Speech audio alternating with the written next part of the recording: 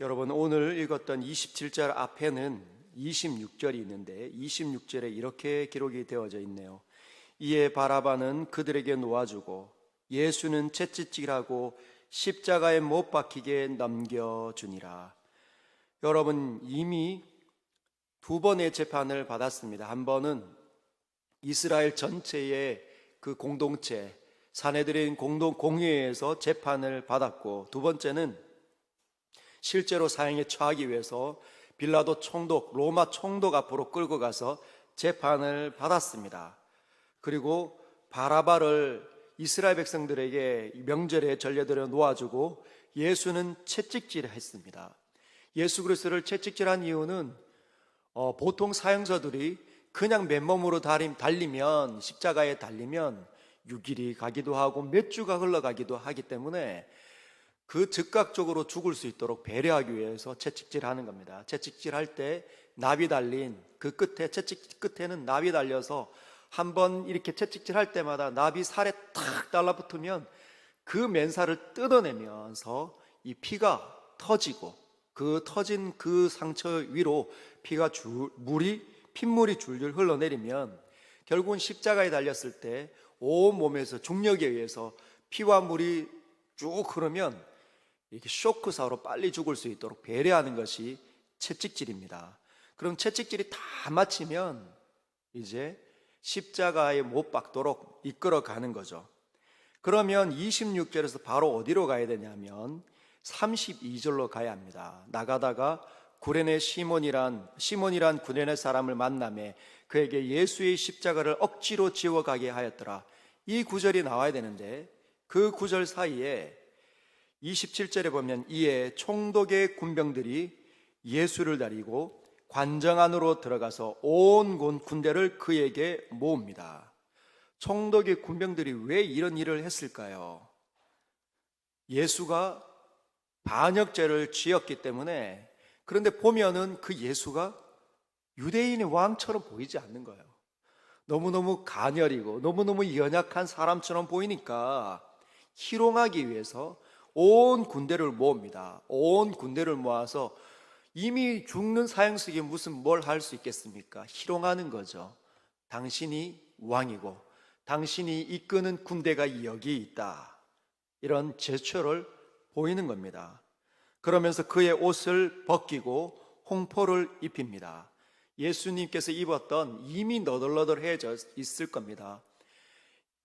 가룟 유다가 예수님을 팔아 넘겼을 때 예수님을 붙잡았던 사람들이 이리저리로 끌고 사내들인 공회 앞에 세웠을 때 이미 그의 옷은 벌써 많이 찢어졌겠죠.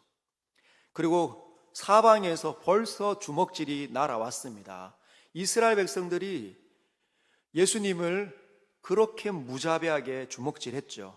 그리고 난 다음에 빌라도 재판을 끝나고 나서 다시 군병들이 그의 옷을 벗기고 홍포, 왕처럼 꾸밉니다.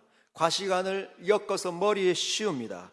그리고 갈대는 호를 의미합니다. 세상을 다스렸던 그 로마 황제가 들었던 홀, 이 지시하면 명령하는 거죠. 저놈을 죽여라 하면 죽는 겁니다. 그래서 그 홀을 의미하는 갈대를 오른손에 들리고 그 앞에서 무릎을 꿇는 겁니다. 온 군대가 무릎을 꿇어서 당신이 왕입니다, 희롱을 하는 거죠. 그러더니 벌떡 일어나고 유대인의 왕이여 평안하라, 그리고 그에게 일어나서 침 뱉고 갈대를 빼앗아 머리를 칩니다. 그리고 이곳저곳에서 또 주먹질이 날라오는 거죠.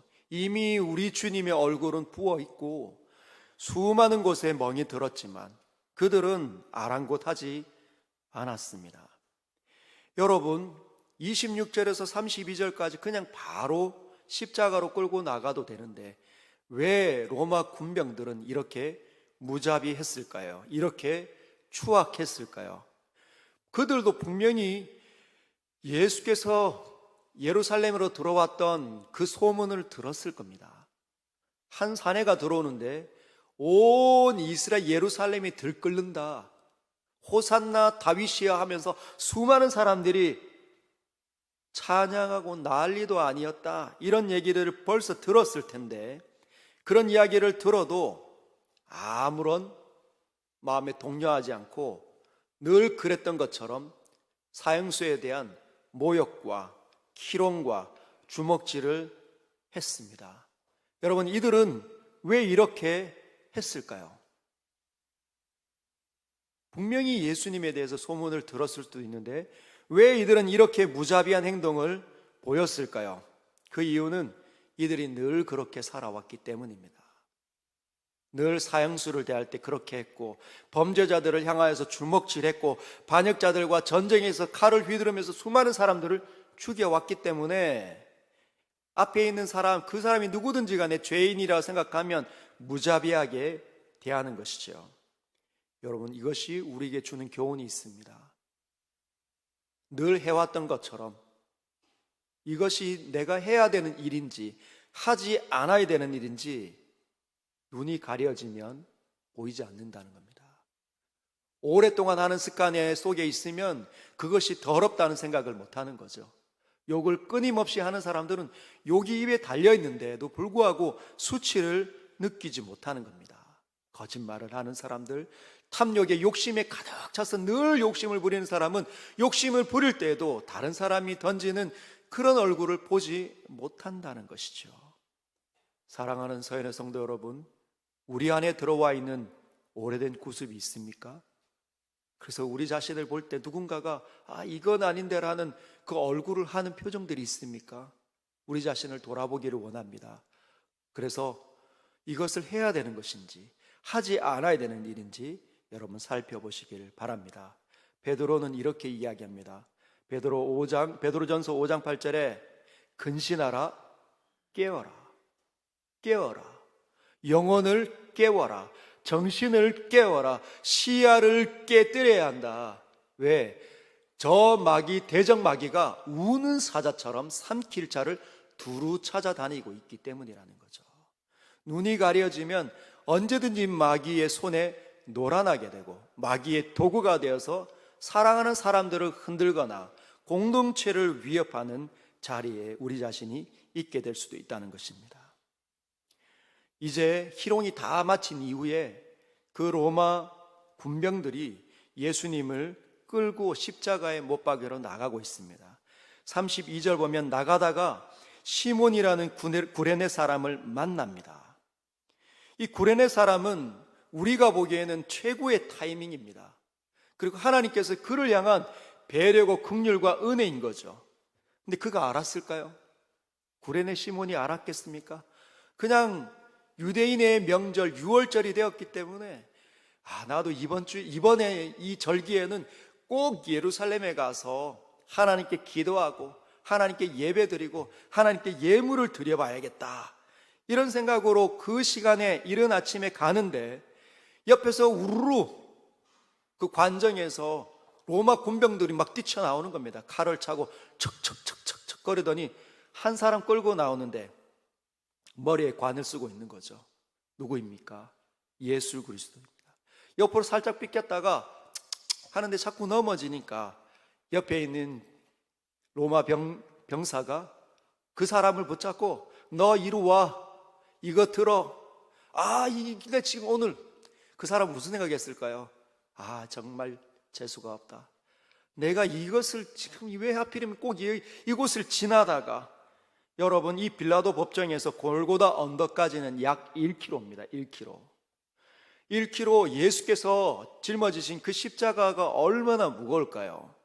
온몸에 살이 터지고 멍이 들어서 시큰시큰거리고 욱신욱신거리는 거기에 십자가를 지면 견딜 수 있겠습니까? 그 사람이 달려서 거기에 서려면 그게 그냥 가느다란 나무가지가 되면 안 됩니다. 굵은 나무여야 되는 거죠. 구레네 이 시몬이 지나가다가 그걸 붙잡았습니다. 가는 내내 원망하고 불평하고 재수 없다고 생각하지 않았겠습니까? 그러나 여러분, 예수님의 이 십자가 사건을 듣는 모든 곳에 이 구레네 시몬의 이야기가 등장을 합니다. 여러분, 그냥 이 이름이 언급된 것은 스쳐 지나가는 인생으로 그의 인생이 끝이 나지 않았다는 것을 의미하는 것이죠. 여러분, 영원한 시간 속에 하나님께 기억되는 사람이 되었다는 겁니다. 마가복음 15장 21절에는 이렇게 되어져 있습니다. 루포가 마침 알렉산더와 루포의 아버지인 구레네 사람 시몬의 아들을 가운데 알렉산더와 루포가 있다는 거죠. 알렉산더와 루포라는 이 이름을 언급한 건 그 사람들이 교회 안에서 중요한 사람이 되어져 있다는 것을 의미하는 겁니다. 여러분, 로마서 16장 13절에는 이렇게 되어져 있습니다. 로마서 16장 13절, 주 안에서 택하심을 입은 루포와 그의 어머니에게 문안하라. 그의 어머니는 곧 내 어머니라. 누구의 글입니까? 사도 바울에게 이 구레네 시몬의 아내는 자신의 어머니와 같은 사람이었다는 거예요. 자신을 위해서 눈물로 기도하고, 왜 이 구레네 시몬의 아내는 그와 같은 이 신앙인이 되었을까요? 사형수를 도와준 것뿐인데, 억지로 그 일을 했을 뿐인데, 지나가면서 예수에게로부터 나오는 모든 생명력이 그에게, 하나님께서 예수께서 그 구레네 시몬을 위해서 기도하지 않았겠습니까? 하나님께서 축복하지 않았겠습니까? 자신의 이 마지막 가는 길에 가장 최 옆에서 많은 이야기를 들었을 수 있을 겁니다. 그 누가 그 예수의 마지막 그 순간에 예수님을 도와줬을까요? 제자들도 다 도망갔는데, 이것이 하나님의 놀라운 타이밍입니다. 하나님의 타이밍. 하나님께서 이 세상을 축복하는 데 사용하는 그 거룩한 시간들, 많은 사람들이 이 세상에 태어나서 자신의 인생을 살기 위해서 바삐 지나다니지만 우리는 다릅니다. 하나님의 거룩한 손이 우리에게로 향하였고 결국은 우리 머리를 스쳐 지나갔습니다. 그리고 우리의 눈을 열으시고 우리에게 하나님의 영원한 소리를 들려주기에 수많은 기록된 말씀이 생각나고 깨달아지도록 오늘도 이렇게 불러주셨다는 것이죠. 여러분, 하나님의 타이밍 속에 있음을 기억하시고 주님께 영광을 올려드리기를 원합니다. 아무에게나 하나님의 동반자가 되지 않는다는 것 꼭 기억하십시오. 골고다 33절에 보면 골고다 즉 해골의 곳이라는 곳에 이르러 갑니다. 언덕이니까 얼마나 힘들었을까요? 구레네 시몬이 얼마나 불평했을지 감이 옵니다. 그런데 그 해골이라는 곳에 이르러서 쓸개탄 포도주를 예수께 주어 마시게 합니다. 이 쓸개탄 포도주는 약간의 마취제 역할을 했다는 거죠. 사형수들에게 이것을 마시면 십자가에 못 박힐 때 그 고통을 조금이라도 이겨낼 수 있도록 배려하는 겁니다. 그런데 예수께서 맛보시고 마시고자 하지 않으셨습니다. 고개를 이리저리로 흔드시는 거죠. 왜 그러셨을까요? 예수님의 이 십자가가 온전한 형벌이 되기 위해서, 우리 모두의 죄악을 하나도 놓치지 않기 위해서, 그래서 마취적으로 뭔가 무감각하게 당했다라는 사탄의 고소를 피하기 위해서 정면으로 온몸으로 온 영혼으로 우리 모두의 죄악을 그분의 영혼과 육체에 채우는 겁니다. 얼마나 고통스러웠을까요? 퍼펙트한 제사, 완전한 제사를 위해서 주님이 참으십니다. 주님이 다 당하십니다. 결국은 35절 그들이 예수를 십자가에 못 박습니다. 발을 벌려서 십자가에 못을 박습니다. 다리를 모아서 그 발목에 못을 박습니다. 그 대못이 살과 뼈를 뚫고 들어가 박힐 때 얼마나 아플까요? 그리고 그 십자가를 세웁니다. 중력에 의해서 몸이 앞으로 쏠리는 것이죠. 온몸에서 피가 쭉 흘러내립니다. 그런데 십자가에 못 박은 후에 그 옷을 제비 뽑아 나누고, 여러분, 사형수는 발가벗겨져서 나무에 달았다고 합니다. 너무나 치욕적인 이 형벌이기 때문에, 죽음의 사형제도이기 때문에 반역한 사람들에게만 주는 거죠. 나라를 뒤집으려고 했던 모반하는 사람들에게만. 근데 그 죄를 예수에게로 쏟으셨다는 겁니다. 사람들은 그 예수의 옷을 찢어서 제비 뽑아 나누고 거기에 앉아 지키며 희롱하는 것이죠. 그리고 시선이 그 위로, 머리 위로 올라가는데 37절, 그 머리 위에 이는 유대인의 왕 예수라 쓴 죄패를 붙였더라. 유대인의 왕 예수가 예수님이 짊어지신 죄입니다. 온 땅을 사랑하는 하나님의 백성들을 살리려 온 그 하나님의 백성들의 왕, 그것이 죄인 거죠. 그래서 하나님의 백성들의, 예수님을 믿는 하나님의 백성들은 다 그분을 통하여서 죄사함을 받는 겁니다. 사랑하는 성도 여러분, 오늘도 우리 자신을 위해서 달리신 나의 왕 예수 그리스도를 바라보시길 바랍니다. 이때 예수와 함께 강도 둘이 십자가에 못 박히니 이쪽 저쪽에서 소리 또 들리는 거죠. 하나는 우편에, 하나는 좌편에 있더라. 지나가는 자들은 자기의 머리를 흔들며 예수를 모욕하여 이렇게 흔드는 겁니다. 정신병자였나 보다. 결국은 이렇게 되었구만. 그러면서 40절, 이르되 성전을 헐고 사흘에 짓는 자여, 내가 만일 하나님의 아들이여든 자기를 구원하고 십자가에서 내려오라 하며. 누가 이야기했습니까? 지나가는 사람들. 6월절 하나님께 예배 드리러 왔던 지나가는 수많은 사람들, 그곳에 살았던, 예루살렘에 살았던 그 백성들이 희롱을 합니다. 그러면서 뭐라고 얘기합니까? 마귀 사탄의 이 말들을 쏟아내는 거죠. 만일 하나님의 아들이여든. 여러분, 마태복음 4장 3절에는 마귀가 예수를 향하여서 유혹했던, 시험했던 내용이 있습니다.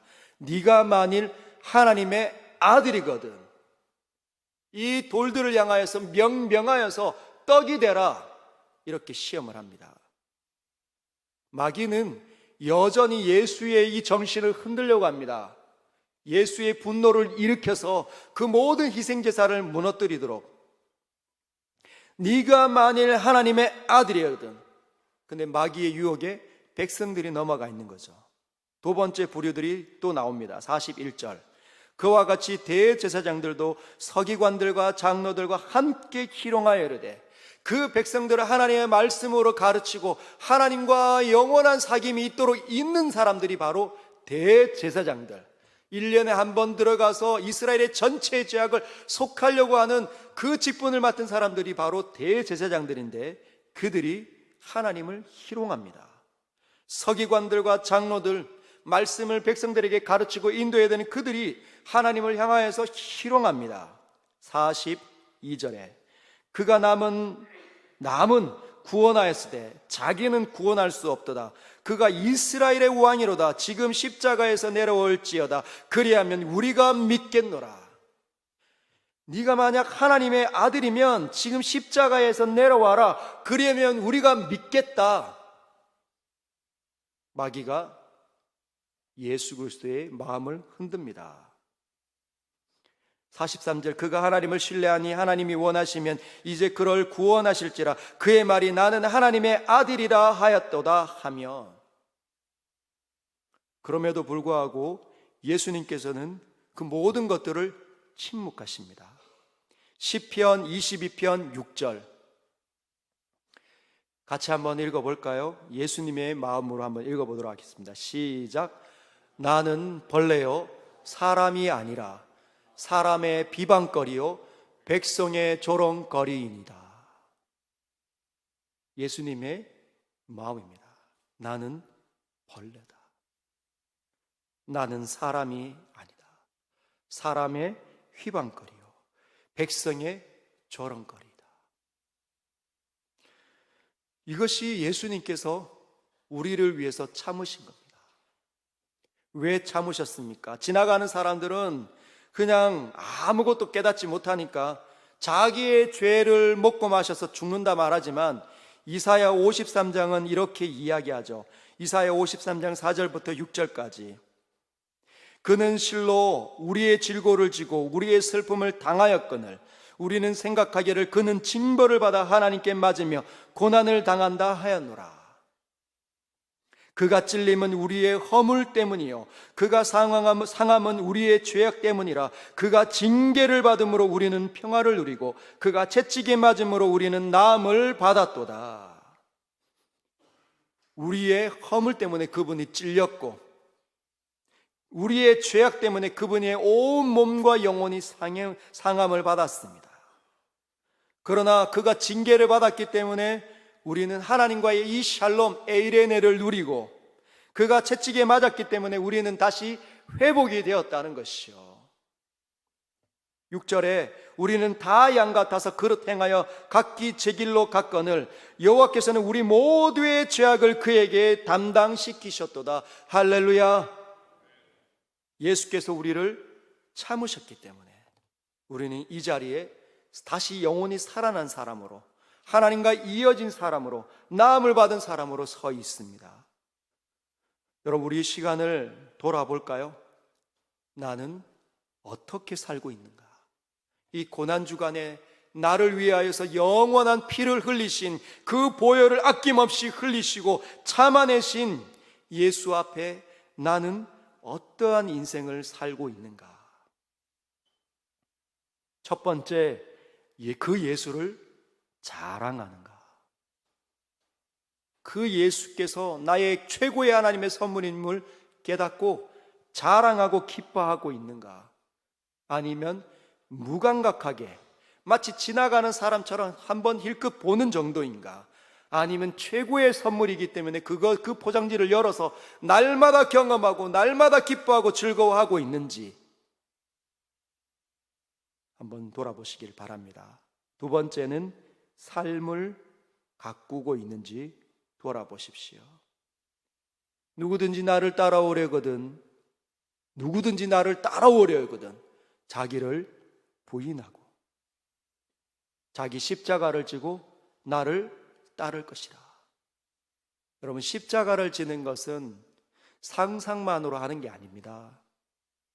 카페에 앉아서 성경책을 열어서 묵상하는 정도로 십자가를 지는 게 아니에요. 그냥 책을 읽듯이 결심한다고 되는 게 아닙니다.